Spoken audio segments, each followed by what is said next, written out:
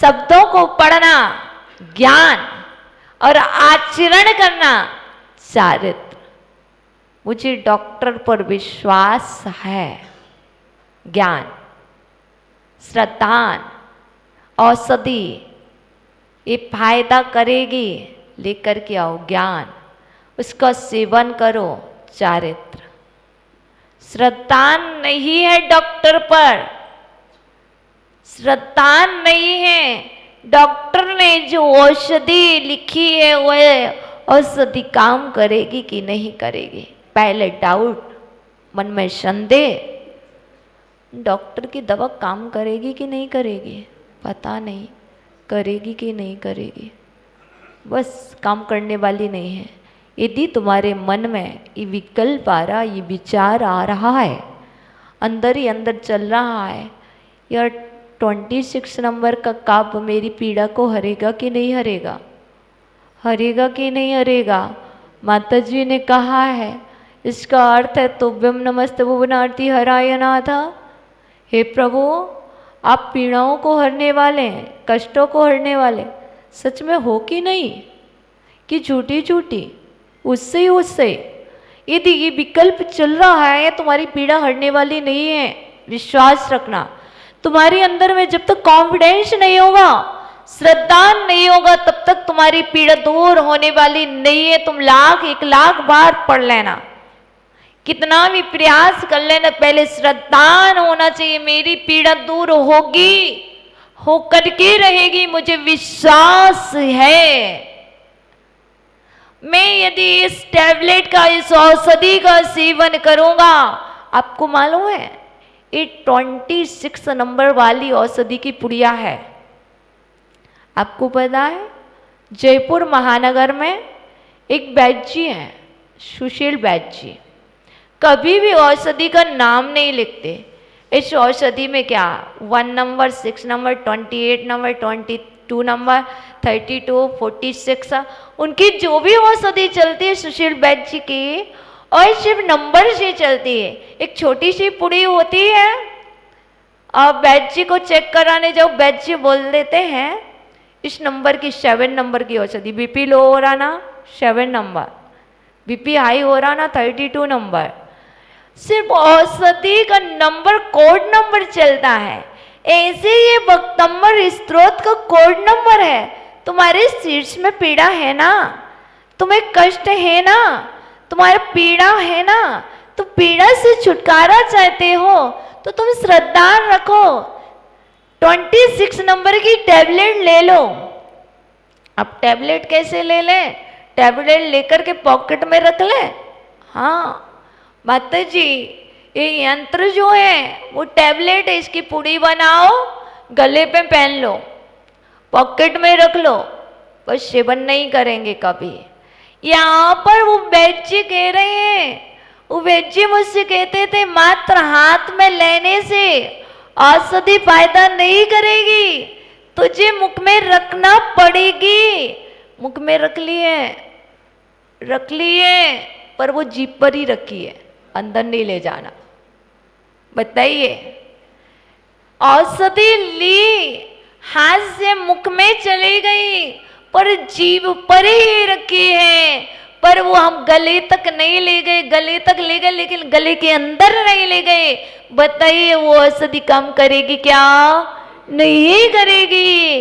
बेसी वक्तंबर स्त्रोत की 26 नंबर काव्य की टैबलेट पीड़ाओं को हर रही है, लेकिन वो शब्द सिर्फ दांतों से और जीभ के माध्यम से बोल दिए जा रहे हैं, अंदर सेवन ही नहीं हो रहा, आचरण ही नहीं हो रहा। वो औषधि कम करने वाली नहीं है। वो वैद्य जी कहते थे, मैं पूछती थी वैद्य जी बताओ तो सही इसमें कौन कौन सी औषधि मिली? बोले नहीं बताऊंगा, बिल्कुल नहीं बताऊंगा।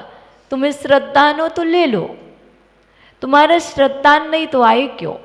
यदि तुम्हारा श्रद्धा हो वक्तंबर स्त्रोत पर तो तुम्हारा काम होगा।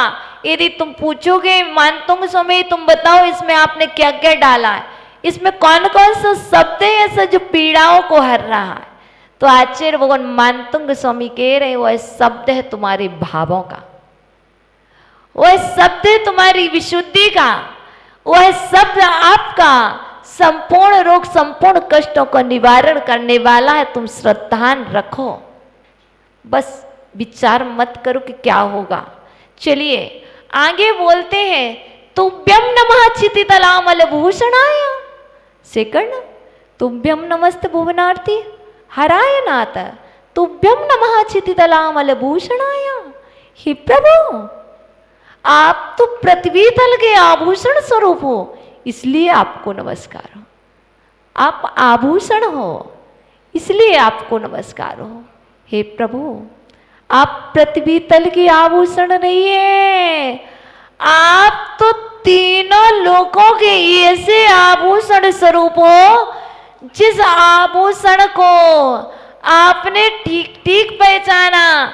हम तो मात्र यही जान पाते ये नीलम है, ये पन्ना है, ये स्फटिक है, हम तो इन आभूषणों में लगे हुए हैं। वस्तुतः आपने तो निश्चय नहीं में अपने अंदर ही एक आभूषण को प्रकट कर लिया है। इसलिए आपने जो आभूषण प्राप्त किया है वह आभूषण किसी और ने प्रकट नहीं किया प्रभु, इसलिए मैं आपको नमस्कार कर रहा हूं। तो ब्रह्म नमस्त्री जगतः परमेश्वराया। हे प्रभु, आप तीनों जगत के परमेश्वर स्वरूप हैं, आप ही परम ईश्वर हैं, आप ही उत्कृष्ट ईश्वर है। कोई दूसरा ऐसा नहीं है जो सभी की पीड़ाओं को हल ले। इस लोक में यदि किसी दूसरे के पास जाते हैं, किसी दूसरे को नमस्कार करते हैं, तो वो तो पीड़ा देते हैं, पीड़ा हटते नहीं है। मैंने इस जगत में दर दर पर जाकर के देख लिया, दर दर की ठोकरें खाई, सभी के दर पर जाकर के भटक लिया, भिक्षाम दे कर लिया, लेकिन किसी ने भी मेरी पीड़ाओं को नहीं हरा, किसी ने मेरे दुखों को नहीं हरा, किसी ने मेरे दुखों को नहीं समझा, किसी ने मेरे दुखों को नहीं जाना। मुझे मात्र एक आप ही ऐसे मिले हैं जो ना तो बोलते हो, ना कुछ कहते हो और ना ही देखते हो। मैं आता हूँ, बोल देता हूँ, सुना देता हूँ और आप मात्र ऐसे सुन लेते हो कि मुझे एहसास भी नहीं होता कि तुम सुनते भी हो। मुझे तो लगता है भगवान कहीं आप बहरे तो नहीं हो, लेकिन आप बहरे नहीं हो, आप ऐसा सुनते हो और सुन करके हमारे कष्टों का निवारण कर देते हो। इसलिए हे परमात्मा, आप ही मेरे परमेश्वर हो, परम ईश्वर हो। इस जगत में मेरा कोई दूसरा ईश्वर नहीं हो सकता, इसलिए मैं आपको नमस्कार कर रहा हूं। तो ब्रह्म नमो जिन भवो दधि शोषणाय। हे परमेश्वर, आप भाव रूपी संसार समुद्र को सुखाने वाले, भाव को सुखाना है। भाव को सुखाने के लिए परमात्मा के लिए नमस्कार हो, संसार को सुखाने के लिए परमात्मा को नमस्कार हो। परमात्मा कह रहा है भाव ऐसे नहीं सूखेगा, जब भाव सुधर जाएंगे तो भाव सूख जाएगा। भाव सुधारो, भाव सुधरेगा, भाव बिगाड़ो, भाव बिगड़ेगा। आप तो भाव सुधार नहीं रहे हो, यदि भाव बिगाड़ रहे हो तो आचार्य भगवान स्वामी कहते हैं ये संसार सुख नहीं रहा है, इस संसार वृद्धि को प्राप्त हो रहा है। भाव को सुखाने वाले के पास आए हो तो भाव सुखाना है, तो मात्र तो भ्यम नमो जिन भवो दधि शोषणाय। इतने कहने मात्र से संसार समुद्र भाव सूखता नहीं है। भाव को सुखाने के लिए कसायों को सुखाना होगा, शरीर को नहीं सुखाना होगा, भाव को सुखाने के लिए कसायों को सुखाना होगा। जब तक कसाएं नहीं सूखेंगी, जब तक इच्छाएं नहीं सूखेंगी, आशाएं नहीं सूखेंगी, तब तक बहुत सूखने वाला नहीं है, बहुत बढ़ने वाला है। क्योंकि बार बार चलने में स्वस्थ हो जाऊं, मैं स्वस्थ हो जाऊं, मतलब क्या है?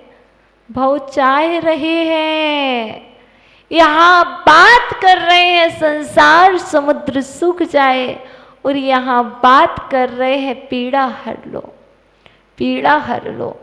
कौन सी पीड़ा? ऐसी पीड़ा हरो जिससे मुझे ये बार बार शरीर धारण न करना पड़े। ऐसे कर्णों, ऐसे सुखाओ कर्मों को, ऐसे नष्ट करो कि बार बार इस संसार समुद्र में ना आना पड़े। इसलिए दोनों नहीं देखो, मात्र दृष्टि निशाना एक पर बनाओ, अंदर पर। बाहर का कार्य तो होगा ही होगा। गेहूं चाहिए है, दृष्टि गेहूं पर है, दृष्टि घी पर है, मुझे घी चाहिए है। जब घी प्राप्त करोगे तो दूध तो प्राप्त हो ही जाएगा। बताइए, क्योंकि दूध से ही घी बनता है। हमें तो उस दृष्टि को देखना है कि हमें क्या चाहिए है। मुझे शुद्ध, अब शुद्ध होते कैसे हैं? शुद्ध होते कैसे हैं? मनुष्य पर्याय से। जब सहनन होगा तभी सिद्ध होंगे। तो उस शुद्ध पर दृष्टि बनाओ, तो आपको शुद्ध होने के लिए वह शरीर वैसे ही मिल जाएगा जिस शरीर से सिद्ध बन सकते हो, जिस शरीर से शुद्ध हो सकते हो, जिससे साधना हो सकती है। तुम बार बार क्यों मांगते हो मुझे ऐसा शरीर मिल जाए जिससे मैं साधना कर सकूं? नहीं, तुम तो वहां पहुंचने की बात करो। बीच में क्या होता है मुझे नहीं पता। तुम तो समय शिखर जी जाने की बात करो। बीच में जो जो मिलेगा वो तो मिलेगा ही मिलेगा। इसलिए हमें यहाँ पर भाव को सुखाने वाले हैं। भाव सूखेगा कैसे? ओ, यहाँ पर जब भाव की बात चल रही है तो ये विचार छोड़ना होंगे तुम्हें। ये मेरा था, ये मेरे हैं, ओ वो मर गए, वो चले गए। जब तक ये बात चलेगी, ये चिंतन चलेगा, ये शीश में ये विकल्प चलेगा, तब तक आचार्य भगवान कहते भाव नहीं सूखने वाला। वो मेरे थे ही नहीं, वो मेरे है ही नहीं।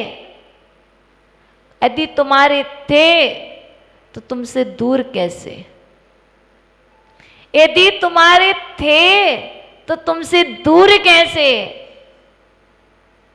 यदि तुम्हारे होंगे तो तुम्हारे पास होना चाहिए। देखो, मेरे पास मेरी आत्मा थी, मेरे पास है, रहेगी, इसलिए वो है साथ। मेरा ये शरीर मेरा ना था, ना है, ना होगा। यदि ये मेरा था, है, होगा तो मेरे साथ सदा काल रहना चाहिए। आचार्य भगवान कहते हैं भाव सुखाना है, तो भाव सुखाने के लिए भावों में परिवर्तन लाओ। जब तक भावों में परिवर्तन नहीं आएगा तब तक भाव सूखने वाला नहीं है। भाव सूखने के लिए देखो, लकड़ी को जलने के पहले लकड़ी को सूखना पड़ता है। यदि गीली लकड़ी जलाओगे, बताओ, धुआं छोड़ेगी, और धुआं नहीं छोड़ेगी तो क्या करेगी? जलेगी नहीं। ऐसे ही जब तक लकड़ी सूखती नहीं है तो जलती नहीं है। उसी तरह जब तक तुम्हारे अंदर की कसाएं सूखती नहीं है तब तक तुम साधना तो करते हो, तुम जलते तो साधना करते हो, तो क्या करते हो? बीच बीच में धुआं छोड़ देते हो। वो धुआं कैसे छोड़ते हो? बोल करके। अब वो हानि कराती है। जब लकड़ी से ईंधन से धुआं निकलता है तो आंखें विकार होती है, आंखें खराब होती है, आंखों से आंसू आते हैं। वैसे ही जब आपके अंदर से धुआं छूटता है, आपकी कसाएं छूटती हैं, तो कभी किसी के आंसू आते हैं और कर्म बंद कराते हैं। निकले हैं भाव को सुखाने के लिए। भाव को सुखाने वालों बहुत अच्छे से भाव सूखेगा। अब करो इस 26 नंबर कब का पाठ, कैसे नहीं सूखता भाव। भाव भी परिवर्तन करने होंगे तभी भाव सूखेगा, क्योंकि पाठ हम और आप प्रतिदिन करते आ रहे हैं। जब भी कोई मंगलाचरण होता तो 26 मध्यम मंगलाचरण, ये मध्यम मंगलाचरण है जिसको हम सभी सभाओं में बहुत अच्छे से करते हैं। और ये मध्यम मंगलाचरण कह रहा है, भैया मंगलाचरण तो किया, अब तुम अपने मंगल भाव भी तो बना लो। जब तक मंगल भाव नहीं होंगे तो मंगलाचरण किस काम का। इसलिए मंगलाचरण कर लिया है, अब तुम अच्छे भाव बना लो, परिवर्तन कर लो। इसलिए परिवर्तन होगा तो नियम से तुम्हारा भाव सूख जाएगा। अभी तक हमारे और आपके भावों में परिवर्तन नहीं हुआ, इसलिए हम भाव में जन्म ले रहे हैं, भाव बढ़ाते जा रहे हैं। जिस दिन भावों में परिवर्तन हो जाएगा जगदीश बाबा, उस दिन संसार अल्प सा बचेगा, है ना अलका जी? ध्यान रखना, भावों में परिवर्तन होना चाहिए। देखो एक बहुत अच्छी सी बात बता दूं, एक बहुत अच्छी सी बात बता दूं। आपने सुदामा जी का नाम बहुत सुना है। कृष्ण जी और सुदामा जी की जैसे मित्रता थी शायद ही इस दुनिया में किसी की हो। तो आज हम इस मध्यम मंगलाचरण में भक्तम्बर जी के सुदामा जी से मिलने वाले हैं। अभी तक तो हमने वो कौन से सुदामा जी, कृष्ण जी के सुदामा जी का नाम बहुत अच्छे से सुना है। उनकी मित्रता इतनी प्यारी थी कि सुदामा जी गरीब होने पर भी, सुदामा जी